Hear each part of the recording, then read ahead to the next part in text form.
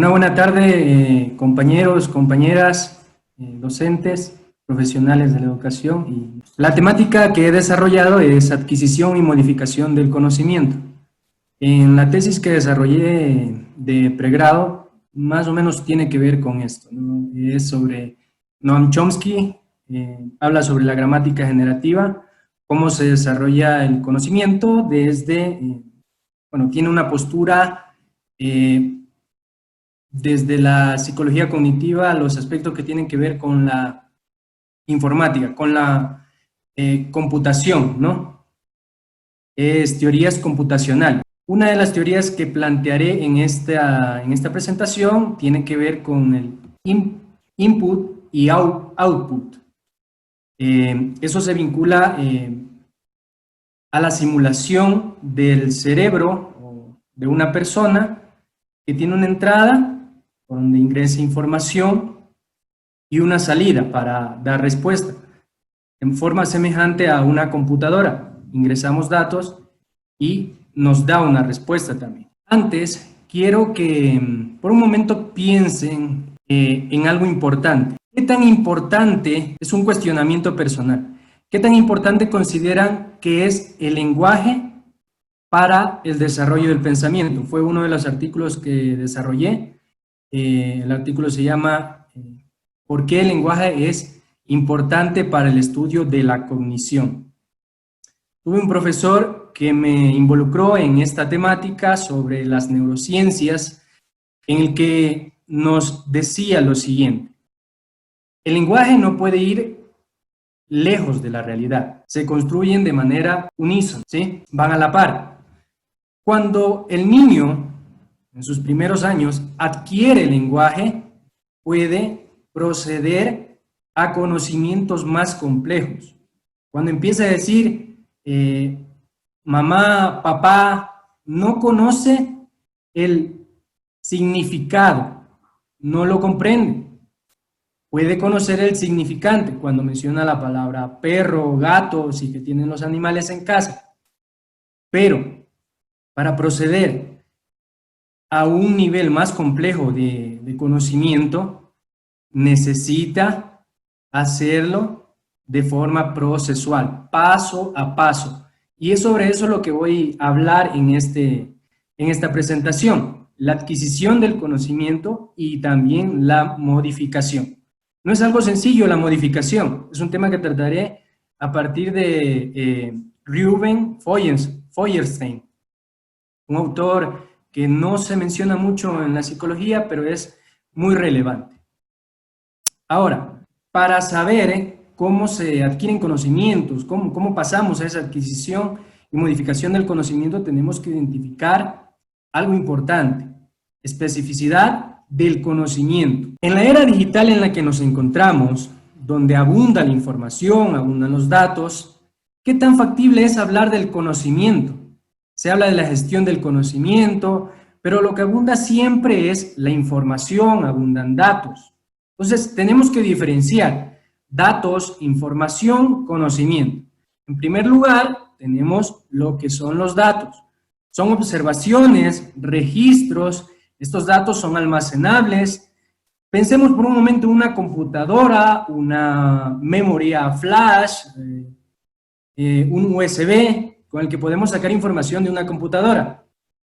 Lo que tenemos allí son datos, es un elemento pequeño, y con estos datos podemos hacer cosas específicas. Estos datos no implican que nosotros podamos hacer juicios de valor, por un lado, o interpretaciones. Eso es clave.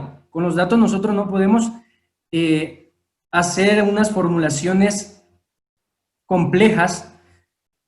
Un dato puede ser un número de teléfono celular, lo tenemos a la mano, lo podemos memorizar en algún momento y llamamos, pero hacer una formulación sobre ese número telefónico, o quizás hacer la búsqueda, no sé, de algo encriptado como un mensaje oculto, un enigma dentro de un número celular, no tiene sentido.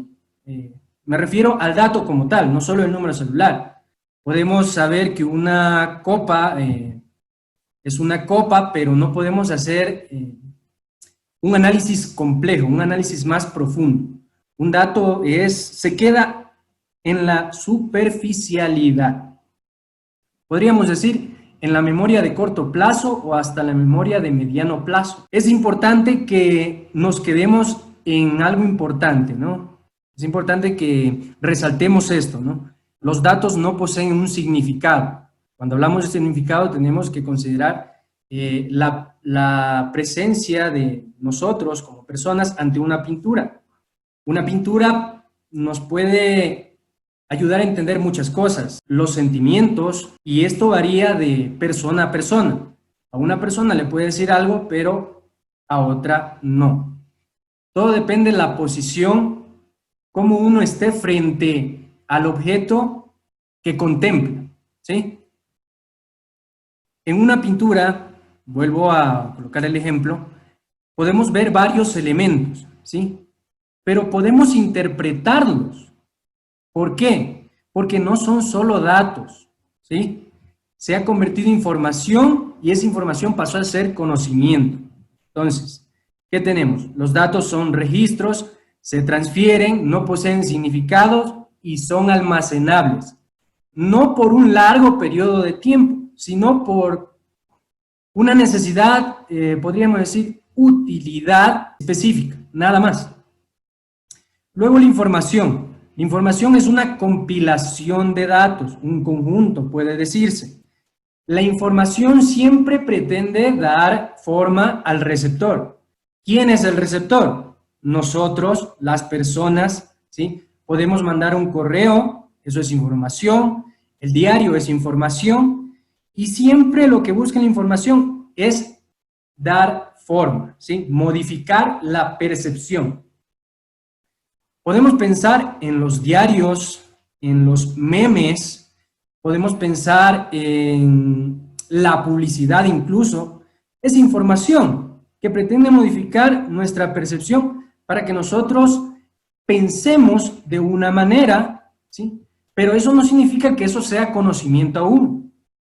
Que una información pueda modular nuestra percepción no es conocimiento. Lo único que busca es generar un significado a corto plazo, entender que un producto vitamínico nos puede servir para reducir la posibilidad de tener un ataque cardíaco, puede ser. La información puede servir para vender un producto, para vender vuelos de avión, agencias de viaje, entre otras cosas. No es conocimiento, porque también lo utilizamos, pero solo el fin que tiene la información es solo modificar la percepción del receptor. En las noticias, cuando leemos el título principal, ¿qué dice? Se encontró la vacuna del coronavirus, ¿ya? ¿Y qué pasa? Nos emocionamos, la información genera una emoción, puede alterar nuestro estado de ánimo de forma positiva o negativa cuando presentan cosas sobre política, y esa información es pasajera, ya, esporádica. La tenemos para un determinado periodo de tiempo, pero no necesariamente significa que nos va a durar para toda la vida, o sea, que la vamos a tener o que la vamos a utilizar o que la vamos a requerir para procesos más complejos, ¿sí? De alguna manera vamos de los datos e información al conocimiento, como que de lo simple a lo complejo, para que me comprendan a qué me refiero con la especificidad del conocimiento. Luego, cuando hablamos del conocimiento, que esto es importante, ¿sí? En el conocimiento es un proceso elaborado, donde el individuo puede seleccionar, ¿sí? Organizar, transformar la información. Por un momento, piensa en una actividad que le pueden dejar a los niños de primera infancia cuando les piden que separen unas semillas. Hay semillas de colores y hay varios recipientes. O que coloquen piezas me parece que son piezas a modo de puzzle, de rompecabezas, en determinados agujeros, que tiene la forma de esa pieza. Desde la primera infancia estamos aprendiendo a hacer un proceso cognitivo. Eso luego se traslada al conocimiento, a nuestro cerebro. Pero pasar de lo simple a lo complejo requiere tiempo, ¿sí? Dedicación, motivación. Entonces, la información para el conocimiento es útil, proviene de diversas fuentes. Un computador, el celular, un libro, una conversación, una clase, ahora mismo esta videoconferencia. Todo esto es importante, pero no todo es conocimiento, porque, como acabo de mencionar, para que sea conocimiento hay un proceso de selección, organización, transformación. Intervienen varios elementos más, pero a lo que voy es a la discriminación cognitiva, a lo que el cerebro entiende, modula poco a poco, que es útil para la vida. No solo útil, sino que permite acceder a procesos más complejos. Cuando uno es pequeño aprende a andar la bicicleta, cómo montarla, que las llantas ruedan, pero a medida que va creciendo, decide desarmar la bicicleta, dividir todas sus partes, el esqueleto de la bicicleta, las llantas. Entendemos que la llanta es de caucho, que se infla con aire, que tiene hierro, así como tiene aluminio, bueno, que se compone de diferentes elementos. Pero esto no es solo información, ya es conocimiento, porque en nuestro cerebro hay como una especie de cajas donde se han almacenado y organizado diferente información. Eso se transforma. Cuando nosotros ya entendemos el concepto de bicicleta, todas sus partes, podemos pasar a la complejidad de entender el movimiento, puede ser, de un carro o cómo se traslada un avión. Hoy en día lo entendemos, ¿no?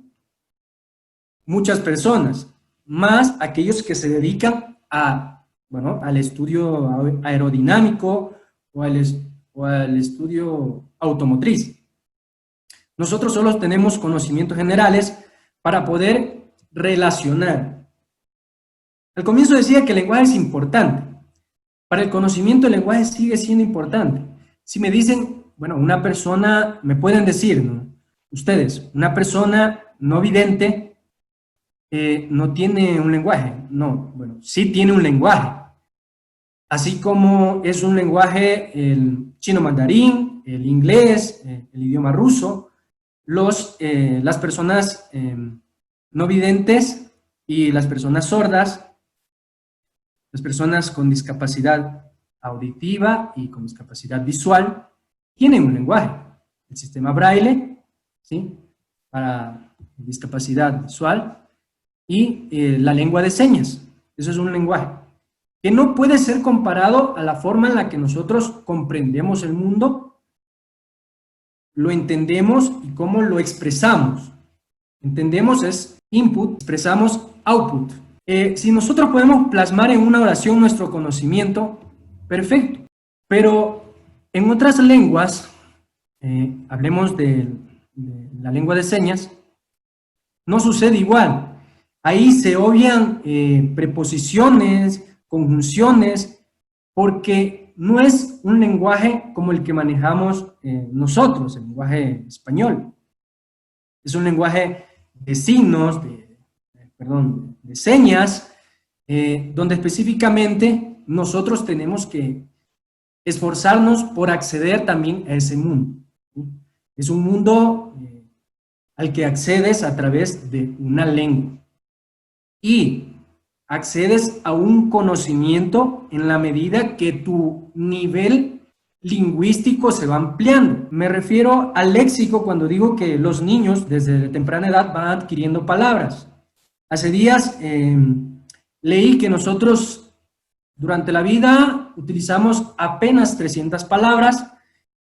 La obra de Cervantes, Don Quijote de la Mancha, me parece que utilizó 30.000 o 300.000, no tengo el dato exacto, pero más que nada es entender que si nosotros utilizamos 300 palabras, qué lejos estamos de ampliar nuestro léxico y de ampliar nuestro conocimiento a través del lenguaje. Lo siguiente, aportes de la psicología cognitiva. Para la adquisición del conocimiento, la psicología cognitiva ha realizado muchos aportes. Aquí pueden ver autores como Piaget, Vygotsky, Brunner, Ausubel, René, Atkinson y Shiffrin. Son importantes, nos han permitido entender el proceso evolutivo del ser humano, pero dentro de esas explicaciones, esas tareas que nuestros docentes se han esforzado porque aprendamos, hay especificidades, ¿sí? Hablamos en el caso de Piaget, que habla de los estadios, ¿sí? Para pasar de un estadio a otro hay que cumplir de alguna manera con una maduración cognitiva y que ha clasificado por edades. Pero dentro de eso, o sea, algo que puede englobar todo esto, son conceptos, ¿sí? Aportes específicos que he considerado que deben tomarse en cuenta cuando hablamos de la adquisición del conocimiento. Más adelante trataré lo que tiene que ver con la modificabilidad, modificación del conocimiento. La asimilación.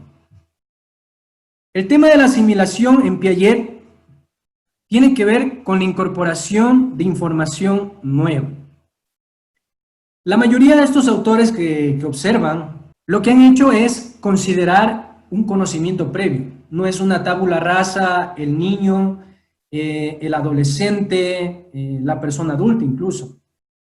No hablan de las personas adultas, pero ustedes pueden observar que cuando se trabaja con personas adultos, ellos también cuentan con un bagaje de conocimiento previo. Ahora, con los niños. Hay un proceso de asimilación, de incorporación de información nueva que se puede relacionar con la información que ya se posee. Puede ser vaga la información, pero es importante no desacreditar jamás los conocimientos, por más rudimentarios que sean, de los niños, de las personas con las que trabajamos. Siempre se puede sacar algo bueno. Ahora, tenemos la acomodación para reconstruir considerando lo anterior. Como les decía hace un momento, hay un proceso en el conocimiento en nuestro cerebro que organiza la información, la selecciona. Eso vendría a ser el proceso de acomodación. Y el equilibrio es la interacción entre el organismo y el ambiente.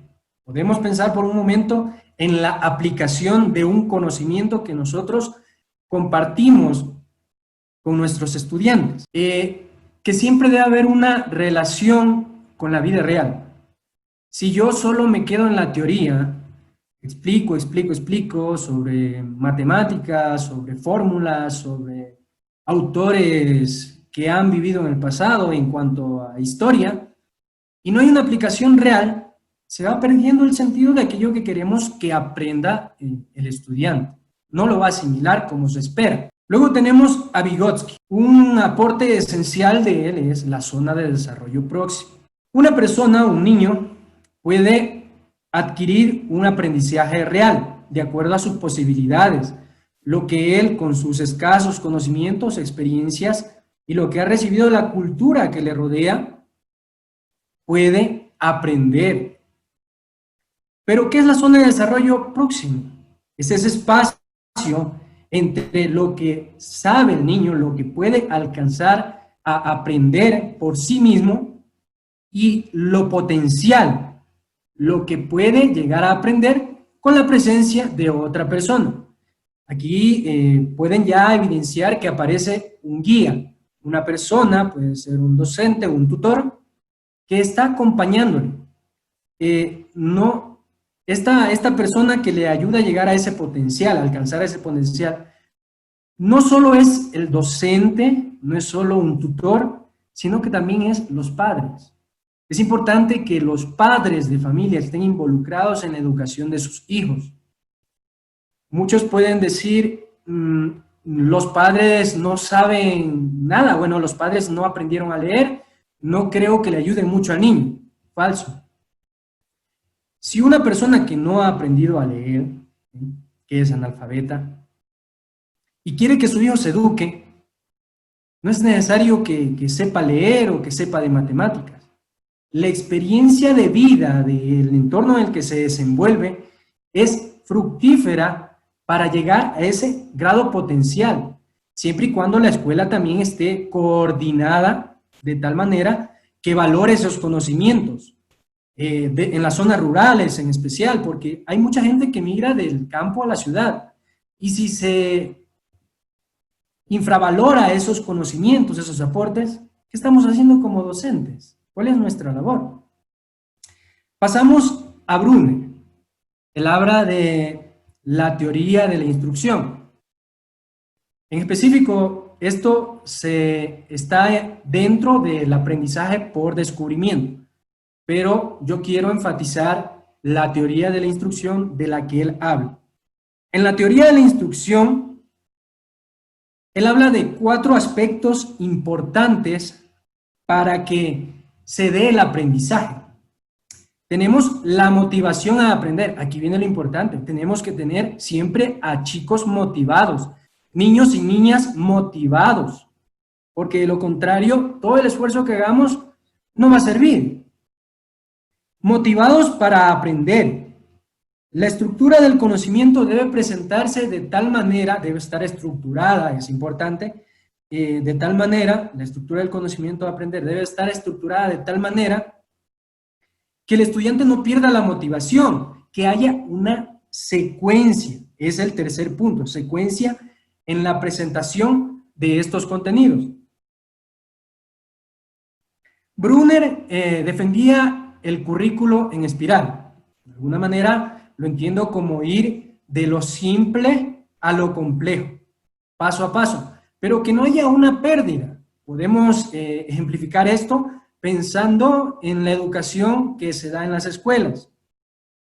Cuando trabajamos en básica, ¿sí? El niño o la niña pueden trabajar con un docente que les ha enseñado varias técnicas para aprender, memorizar puede ser, desenvolverse, incluso técnicas de socialización. Pero ¿qué pasa? Cuando ya deja de ser la misma docente, ingresa otro docente. Este docente tal vez no tenga la motivación de ser docente, se hizo docente tal vez porque no había otra opción, y no se encuentra con esa predisposición para llevar al estudiante pues, a donde se quiere. No hay una coordinación, ¿sí? Para pasar de un estadio a otro de forma coordinada. Ahí es donde hay una ruptura, y cuando hay una ruptura, ¿qué pasa? Tenemos que volver a empezar, y eso genera un atraso en el desarrollo cognitivo de los y las estudiantes, para que lo tengan claro. Y el cuarto momento de esta teoría de la instrucción es el refuerzo de aprendizaje, ¿sí? Hay que reforzar siempre los conocimientos. ¿Y cómo los podemos reforzar? Observando cómo se puede aplicar esto a la vida cotidiana, ¿ya? Generando debates, generando talleres, por ejemplo, esos concursos de lectura, concursos de matemática, son una opción, pero no es la única. Hay talleres donde puedes aprender matemáticas jugando, lengua y literatura jugando, la historia jugando. Luego tenemos a Atkinson y Shiffrin que hablan sobre modelo de los almacenes. Al comienzo les hablaba sobre los input y output, como un computador, ¿sí? Estos autores se refieren a la mente, al cerebro, al funcionamiento de la cognición, como un almacén dividido en dos. la memoria de corto plazo y memoria de largo plazo. ¿Cómo se puede utilizar ambas memorias para el aprendizaje? Lo que resaltan estos autores es lo siguiente, al igual que Brunner, que la atención es importante, la percepción, la codificación, el almacenamiento y la recuperación. Como docentes no debemos olvidar eso jamás. Mantener estudiantes motivados, predispuestos, que puedan percibir así como una esponja predispuesta, o sea, cuando colocamos una esponja seca en el agua, absorbe todo el agua. Asimismo, los estudiantes deben mantenerse, o sea, su percepción atenta para que puedan absorber todos los conocimientos. No me refiero a información, sino a cosas útiles para la vida, ¿no?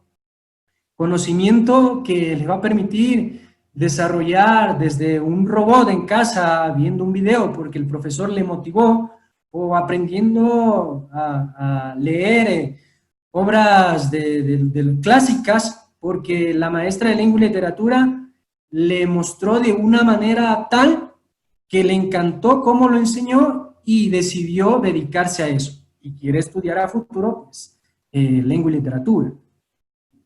Luego tenemos la codificación. ¿Cómo pueden trasladar ese mensaje, que puede ser complejo explicado por parte de la docente o el docente, y que les sea fácil a ellos para comprenderlo? ¿Sí? Porque a veces hay libros tan complejos como la fenomenología del espíritu de Hegel, yo que estudié filosofía, es muy compleja, pero si te lo dan dosificado, más o menos como píldoras o pastillas o insumos pequeños, conceptos importantes, te vas acercando y vas comprendiendo el pensamiento de un autor o varios autores. O la historia, hablamos de asignaturas o de conceptos matemáticos. Luego tenemos el almacenamiento y la recuperación. En la memoria de largo plazo se almacenaría los conocimientos que se van aprendiendo. Claro que, como indiqué hace un momento, porque hay una reconstrucción de los conocimientos, ¿no? Para poder llegar a un equilibrio donde nuestra mente tiene que ser remecida, puede decirse de alguna manera, para que todo se mezcle y se vuelva a organizar. Y luego la recuperación, que tendría que ver, como lo decía Brunner, con la aplicación práctica. Recuperamos el conocimiento no solo porque damos una evaluación, no puede darse de esa manera, sino que tiene que ver con la aplicación práctica, la aplicación en la vida diaria. Hay conceptos que desde mi punto de vista no entendía, lo entendí con la profesora de metodología especial. Yo decía, ¿cómo pueden aprender sobre perímetros, sobre geometría los estudiantes? Cuando vas en una cancha de básquet, se puede analizar todo eso. Geometría, los cuadros que están ahí, los ángulos, todo eso pues es geometría y puedes llevar al chico para que aprenda a la chica allí. Luego tenemos a Ausubel sobre el aprendizaje significativo, que valora la existencia de ideas. Ideas, podemos ver que hay una relación entre lo que habló Piaget y lo que también dijo Brunner, ¿no? La valoración de ideas previas. Luego hay una discriminación de conceptos, que igual lo mencionó Piaget, Brunner, Atkinson y Schifrin.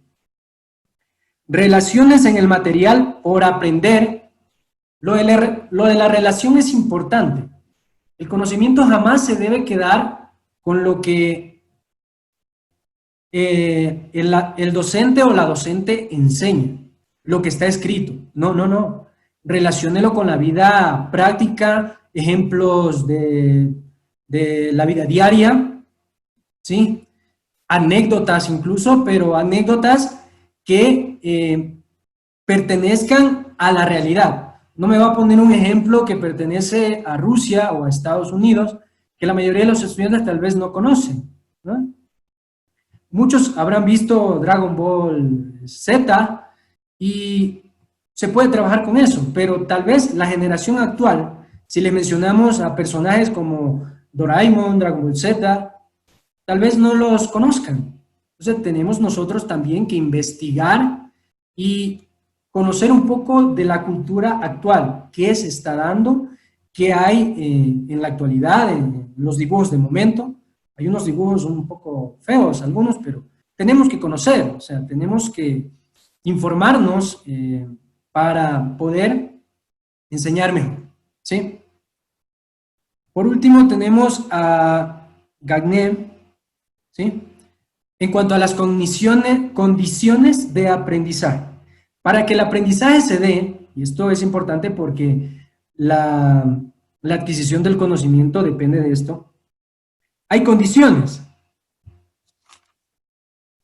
Estas son ganar la atención de los alumnos, que se ha enfatizado en esto, tiene que ver con la motivación, fijar objetivos de aprendizaje, que no puede ser que como docentes pasemos a la clase, entremos a la clase y no hayamos preparado nada. No puede ser que todos los días me levanto, quiero ser un buen docente, pero no preparo nada. Aunque sea una píldora pequeña que motive a los estudiantes para aprender, eso va a ser significativo. Significativo porque sabe que alguien está preocupado por él o ella, o sea, niños, que alguien se interesa porque aprendan, porque su realidad cambie, que su vida, pues, a través de la educación, adquiera otros sentidos. Luego tenemos fijar objetivos de aprendizaje. Bueno, ya lo mencioné. Estimular los conocimientos previos. ¿A qué se refiere? A valorar los conocimientos, que no es una tabula rasa. Luego, presentación de estímulos, que serían los nuevos conocimientos, asignaturas, siempre pensando en despertar la atención y que esto se mantenga motivado, ¿no? Pueden utilizar juegos, varias herramientas. No se trata simplemente de colocar un video y listo. Algo que yo a comienzos, pues, hacía, tengo que ser honesto. Cuando hacía mis prácticas, colocaba videos y explicaba allí, pero no todos los estudiantes tienen los mismos estilos de aprendizaje. Aquí cuando hablamos de la psicología cognitiva también tenemos que involucrar eso, los estilos de aprendizaje. Gagné continúa y menciona algo clave, guiar el aprendizaje a través de la motivación, que el chico no esté solo. ¿Cuántas personas, cuántas niñas, niños han ido después de clase y nos han hecho consultas? Y a veces no tenemos tiempo porque nos lleva la hora, tenemos que cumplir con la elaboración de la programación de la semana, las unidades didácticas, y no tenemos ese tiempo para dedicarle a esas niñas y niños que requieren de esa motivación, de esa atención, que pueden ser genios, pero no les aportamos. En ocasiones, no me refiero a todos, o sea, se ha dado esos momentos. Luego viene la retroalimentación, que cuando le revisas un trabajo, puede ser un trabajo, pero no tiene que ver solo con el trabajo, sino con las actividades, ¿no? Que haya siempre una retroalimentación positiva con los chicos, que se les pueda evaluar no solo de forma cuantitativa, sino cualitativamente. Eso ayudará a mejorar la retención en los chicos en cuanto a la adquisición del conocimiento y su transferencia. Vamos a el aprendizaje en el currículo ecuatoriano. Esto es importantísimo porque en la parte de la introducción y las consideraciones legales en torno al currículo de la educación obligatoria, no quise entrar en lo que son los criterios, destrezas con criterios de desempeño, sino esto, ¿no? ¿cómo está pensado el currículo para el aprendizaje en el Ecuador? Primero, indica que está ajustado a las necesidades de aprendizaje. Luego, que debe haber una continuidad y coherencia.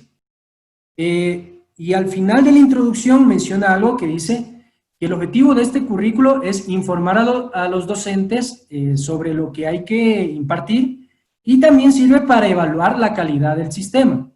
Vaya cosa. Por un lado está, más adelante está la ley que dice el centro, en la parte que es consideraciones legales en torno al currículo de la educación obligatoria. El centro del proceso educativo es el sujeto que aprende. Ahora, piensen, desde las experiencias que han tenido hasta el día de hoy, el abordaje de esto, ¿no? De lo que tiene, de cómo ha sido pensado este currículo. ¿Se alcanza o no se alcanza? No sé si hay personas de zonas rurales, docentes de zonas rurales, para ver si se alcanza o no se alcanza a cumplir con todo esto. En cada documento, para cada año, pues hay un cúmulo de conocimientos que parece un poco lejos de la realidad.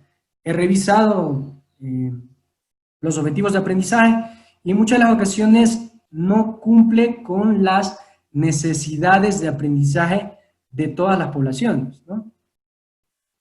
Tengo un amigo que está haciendo sus estudios de maestría en Finlandia.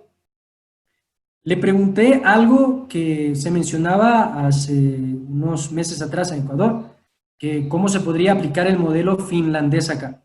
La realidad del Ecuador, muy difícil que se pueda aplicar el modelo finlandés, ¿ya? Primero, porque no todas las instituciones educativas están adecuadas, tienen los equipamientos, no cuentan con la capacitación necesaria, constante para los docentes, no hay espacios recreativos donde los niños, las niñas puedan asistir después de las clases. Hacen falta muchos elementos, no puede hacerse un copy y pega, tal vez algunas ideas sí, pero un currículo debe nacer de la realidad, porque acá tenemos 4 regiones, costa, sierra, oriente, región insular. Entonces, en cada contexto, el pensamiento, la cosmovisión es distinta, ¿sí? Este currículo, bueno, se resalta en las consideraciones legales que este currículo debe estar elaborado con calidad, calidez, debe ser pertinente, adecuado al contexto, actualizado, y entre otras cosas. Luego se integrará una visión acorde a la diversidad geográfica. El currículo, como lo he revisado, no sé si sea muy flexible. A eso es lo que quiero dar a entender. Porque, como mencionaba, no todas las realidades geográficas en el país son iguales, ¿sí? Tengo personas, familiares en la costa ecuatoriana que muy difícilmente pueden acceder a datos en el celular. No solo porque no puedan pagar el plan de datos, sino más bien porque la cobertura no llega allá. Cuando nos trasladamos de Quito, las personas que han ido hasta Papayacta pueden observar que en algunos sectores por allí hay casas, hay niños, pero no hay señal para el móvil. Por lo tanto, uno podría acceder a llamar incluso para datos. Los datos desaparecen. Entonces, ¿qué nos hace falta? ¿Cómo este currículo responde a todas las necesidades del Ecuador? Acá tenemos algo importante, factores influyentes en la adquisición y modificación del conocimiento. ¿Por qué no? Estamos en una época difícil, una época de crisis, donde la familia es importante. Para los niños los niños y las niñas, ha sido un eje fundamental que la familia esté ahí, sosteniendo sus emociones. No entiende, está desesperado por salir. Este encierro absorbe bastante las energías a docentes que son padres o madres. Tienen que, aparte de hacer sus labores, tienen que ejercer los roles de madres, padres. O sea, que el niño no juegue con la cocina, que no se queme, que no le pase nada malo, a la vez que hay que apoyar en el estudio a los pequeños. Luego, la educación, ¿sí? La educación, ¿cómo ha cambiado con esta pandemia? Que es importante, o sea, si antes no sabía manejar la computadora de la manera en la que la manejo ahora para trabajar con Zoom, para entrar a actividades de trabajo, para compartir mi informe incluso, o manejar el correo, ahora lo tengo que hacer. ¿Y eso qué se va convirtiendo? En conocimiento.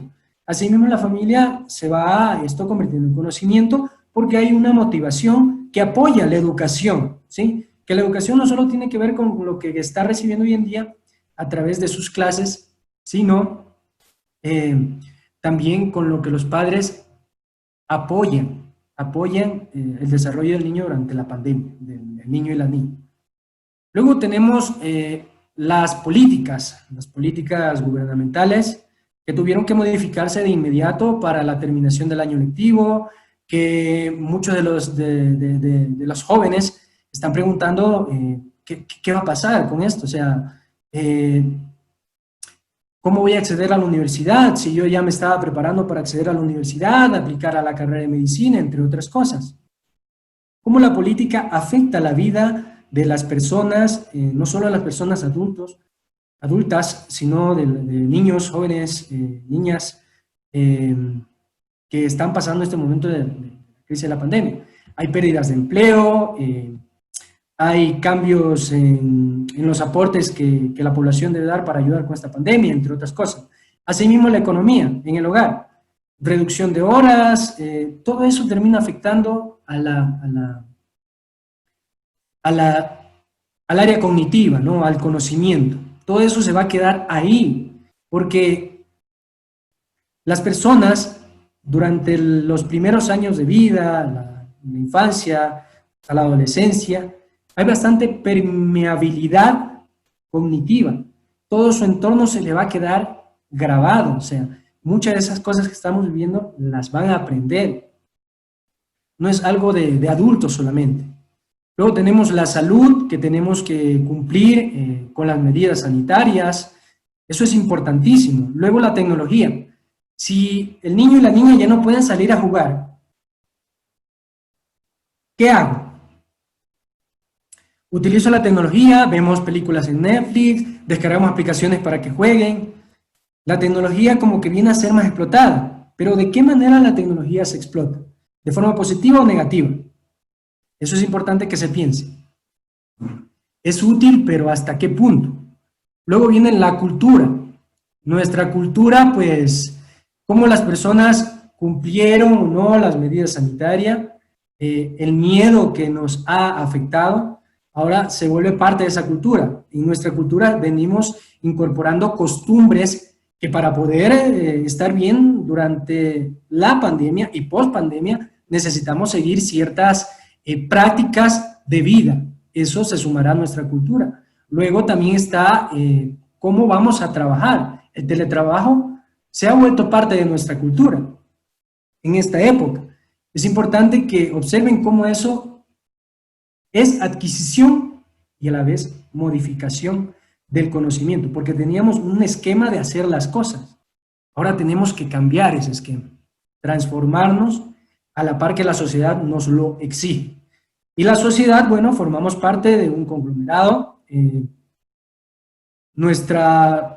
La primera célula, la familia, que es importante compartir con ellos, nuestros hijas que están en la universidad, cómo tenemos que lidiar con toda esta situación, cómo las relaciones sociales terminan compactándose, ¿no? Compactándose en pequeños núcleos, más que nada en la familia, porque ahí el distanciamiento físico dentro de la sociedad nos obliga a mantenernos distantes, ¿sí?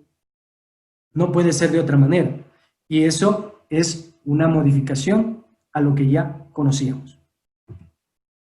Acá tenemos brechas tecnológicas para el conocimiento. En época de pandemia, el uso de la tecnología ha sido muy necesario. Una investigación, bueno, que fue publicada por El Telégrafo con datos de Conecel, informó que alrededor de 16 millones de personas tienen un sistema móvil activado. Un sistema móvil que no significa tener acceso a Internet. El día de ayer se mencionaba que hay alrededor de 17.500.000 habitantes. Entonces, 2.500.000 habitantes no tienen un acceso a un móvil. Entonces, ¿cómo podemos subsanar todas estas necesidades educativas? Cuando hay disparidad, ¿no? Cuando hay esas brechas. ¿Cómo lo hacemos? No es sencillo. Hay que buscar soluciones, sí, porque cuando nos dicen, ah, no, que lo puedes hacer por WhatsApp, hay lugares donde la banda, el ancho de banda no permite acceder a redes 3G, a lo mucho accedes a 2G, y para que se descargue un archivo, con suerte tienes que subirte al techo en el zinc, y si te agarra una señal ahí, descargaste el archivo. Siempre y cuando no pese mucho, porque es importante conocer varias cosas sobre esto. Lo principal, la conectividad es un problema en los países pobres, en especial de las zonas rurales, que genera divisiones más allá del acceso. Y esto tiene que ver con la forma como los niños usan Internet. ¿Cómo los niños y las niñas usan Internet? ¿A qué aplicaciones acceden? Hay también una investigación a enero del 2020 que habla sobre las aplicaciones más descargadas. Está Facebook, está WhatsApp, está Free Fire, me parece, Free Fire, están otro sinnúmero de aplicaciones de juego, pero no hay aplicaciones que pueden fomentar el conocimiento. Luego tenemos que la educación se genera una brecha tecnológica en la educación porque no se consideran las aptitudes de los usuarios. A veces nos reímos.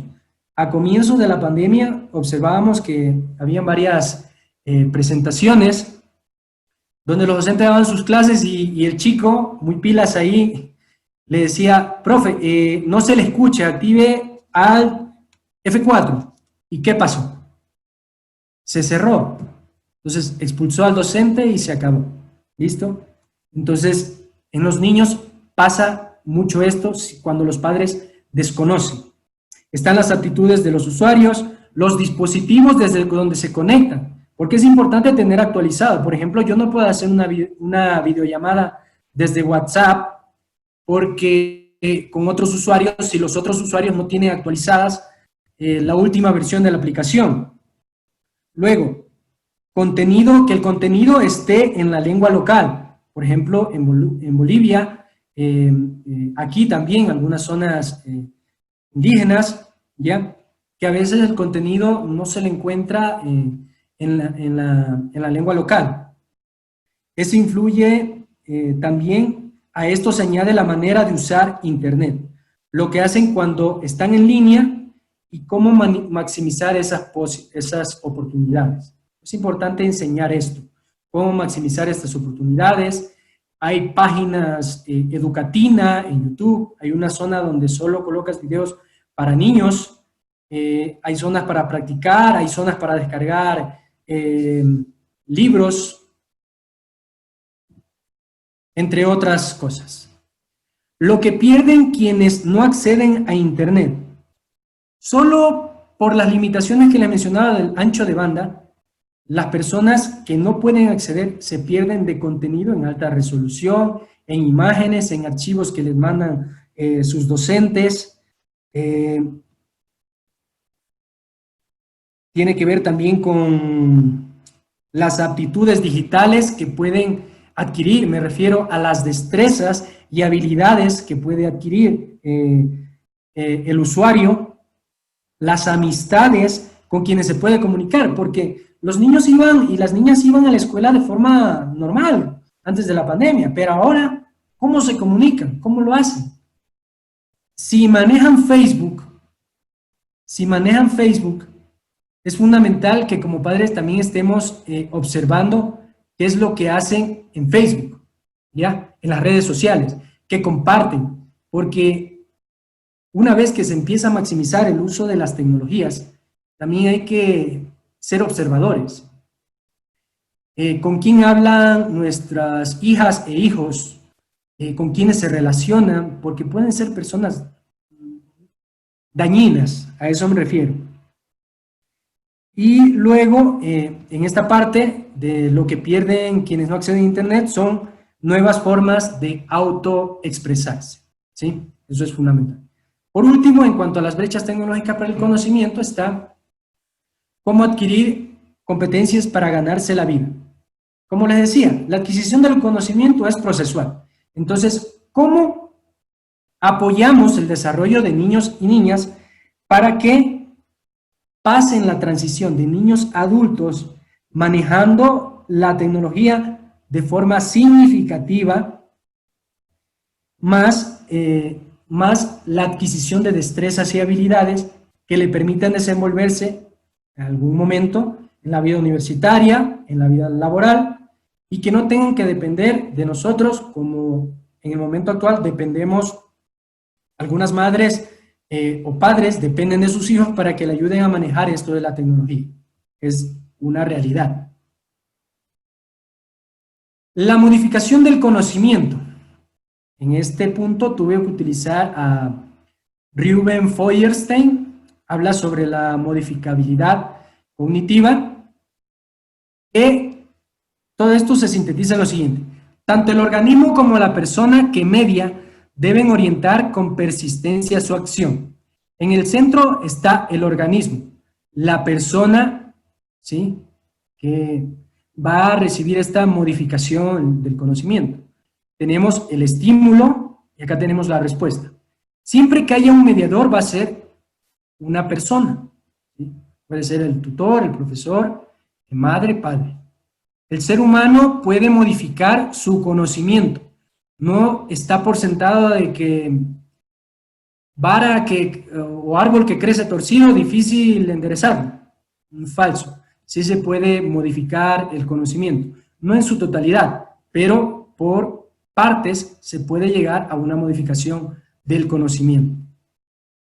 Antes estábamos errados sobre, no sé, sobre el calendario maya, ¿ya?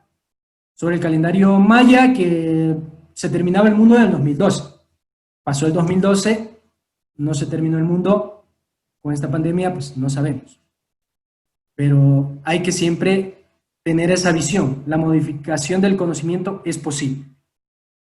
La intervención de la persona que vaya a participar en esta modificación debe ser intencional y positiva. Luego, el mediador, la persona que media, debe sentirse competente y activa. No puede ser una persona que tenga buena voluntad. No se trata solo de tener buena voluntad, se trata de ser persistente. Como se dice acá abajo, la mediación debe ser prolongada y motivada, ¿sí? Y no puede ser tampoco cualquier persona, porque, por ejemplo, una niña tiene mucha cercanía con la docente del área de lengua, puede ser, y del área de lengua, y le pone mayor atención a ella que a la otra docente del otro ambiente. Son ambientes de aprendizaje, pero no recuerdo cómo se llama cada uno.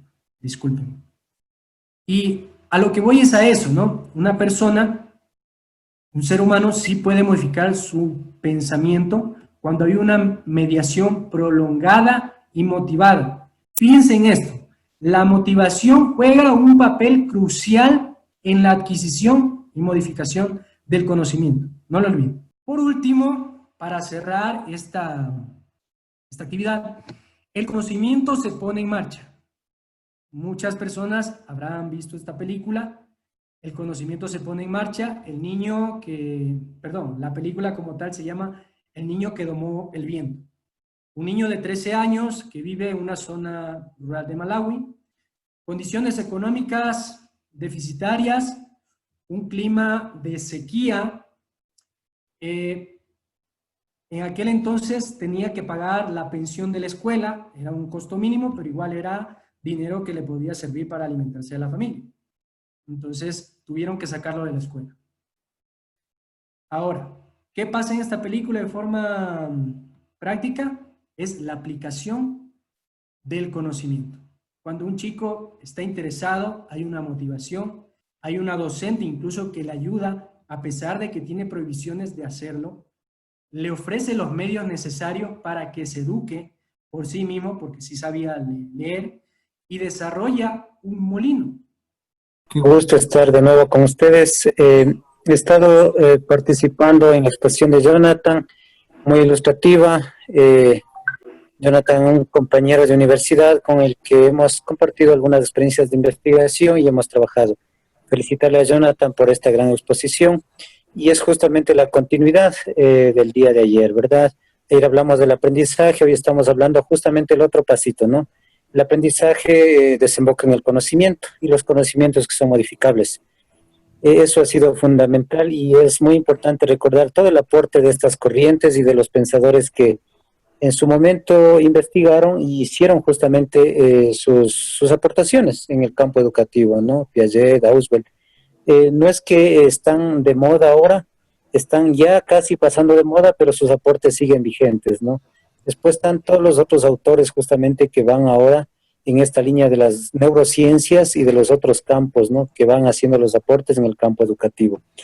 Recomendarles a los docentes que apliquen lo que ha dicho Jonathan, ¿no? El tema de la motivación, el tema de la moderación, que sea constante, que sea profunda, que sea realmente eficiente, eficaz, efectiva, como se habla, ¿no?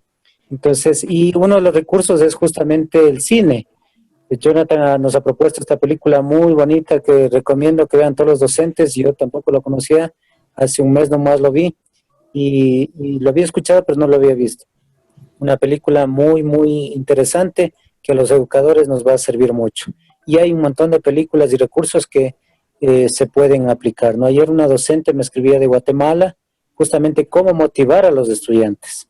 Yo creo que ya Jonathan nos ha dejado algunas pistas más claras, ¿no? A través de muchos recursos, ¿no? Muchos recursos. El cine es uno de esos recursos ahora aprovechando la pandemia. Y después están toda nuestra creatividad en el tema de gamificación y otros recursos que nos ofrece la tecnología. Eso, queridos docentes, queridos miembros de la comunidad educativa, que están muy atentos y que les interesa justamente estos temas. Gracias de nuevo por seguir refrescando todos estos conocimientos que nos alientan a seguir comprometidos con la educación. Muchas gracias a todos y a todas. Sofía Jaramillo dice, felicitaciones al expositor. Tengo una pregunta. ¿Qué pasa si la memoria a corto plazo falla y cómo podemos saber que está fallando? Es decir, ¿cómo se ve reflejado en la vida diaria de un niño y cómo poder reforzarla? Ya, en cuanto a eso, pues no podría decirle una receta porque si es que falla la memoria, hay algo que tiene que revisarse con el profesional competente, ¿no? No se trata solo de aprendizaje, para decir, mi hijo o mi hija algo le está pasando, no aprende al mismo ritmo de aprendizaje de los demás, hay que derivar al DESE y de ahí determinar. Ahora, si no es nada, pues hacer algo de la nutrición. Hay muchas técnicas que se pueden trabajar, juegos en casa, Jenga, actividades manuales con plastilina, con hojas, hay juegos en internet que se pueden realizar en YouTube, cosas prácticas para que ayuden al niño, a la niña a mejorar su memoria, ¿no? A corto plazo, mediano plazo principalmente. Actividades como identificación de los colores. No sé si han visto esto hay una especie de círculo que se va alumbrando color, y va aumentando cada vez más. Otro ejercicio puede ser conversar con los pequeños, las pequeñas, sobre lo que ha hecho durante el día, cómo iba vestido. Bueno, son cosas que no funcionan solo con los niños, sino con los adultos. Cómo iba vestido en el día, qué color de pantalón, camisa, blusa, zapatos, cómo iban tus compañeros, quiénes asistieron.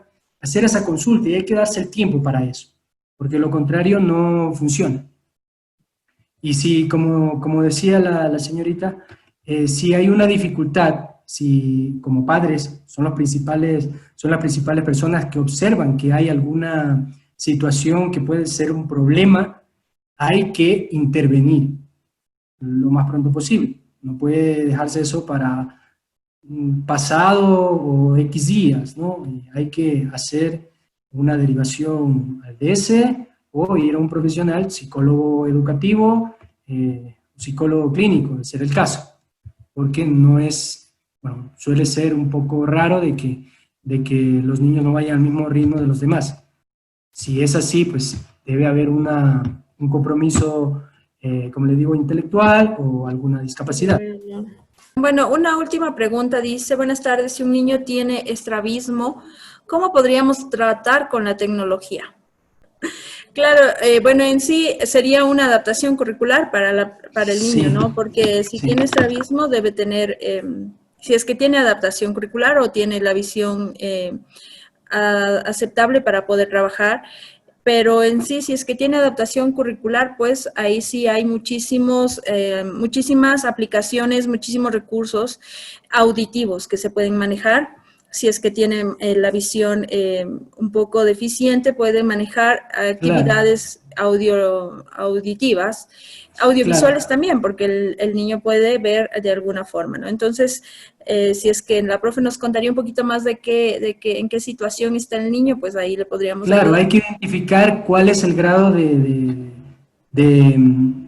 afectación que tiene para poder trabajar mejor y las adaptaciones de acuerdo a eso para poder enseñar al niño. Al niño. Ya, bueno, comentaban también que... A ver, ya, perfecto. En cuestión Preguntaron sobre las revistas, sobre Exacto, ajá. las múltiples. Estaba buscando si había un libro, ¿no? En realidad hay libros, pero hoy en día es reservado. Algunas instituciones editoriales lo que hacen es bloquear el acceso y venden esos libros en línea. Entonces, lo que se puede hacer es buscar artículos. Los artículos hoy en día ayudan mucho a la investigación científica. Cuando uno quiere enterarse sobre un tema, simplemente accede a artículos científicos. Una de las repositorios digitales que les recomiendo es Redalyc, donde encuentran muchos temas actuales, ¿sí? Recientes, investigaciones bastante apropiadas a lo que uno requiere. Uno no se lo imagina, quiere investigar sobre algo y ahí lo encuentra. Procedo. Lo que se está haciendo en el país por la pandemia es de reconocerle la difícil labor. Algunas personas antes no manejaban la tecnología, ahora han tenido que hacerlo. Igual deben seguirse preparando porque no es sencillo. O sea, llegar a los estudiantes, a niños, niñas, jóvenes, es bastante difícil a través de la tecnología porque hay muchos distractores. Entonces, ¿cómo mantienes esa atención? Eso es clave. Es clave para que usted pueda tener ahí al chico. Hablaba hoy con mi sobrino mientras tenía una clase, tiene 12 años, y estaba escuchando vallenatos. Pero son cosas que pasan, entonces hay que buscar una estrategia, y es de docentes, aquel deseo de haberse convertido en docentes y ahora es serlo, buscar estrategias, ¿no? Y qué mucho mejor si entre docentes se comparten esa información, se crea una comunidad, se apoyan como equipo. Esos recursos son fundamentales. Son fundamentales porque así evitamos continuar haciendo las cosas como se han venido haciendo. No somos repetitivos y no somos innovadores. La innovación es importante. Gracias y felicidades por lo que están haciendo.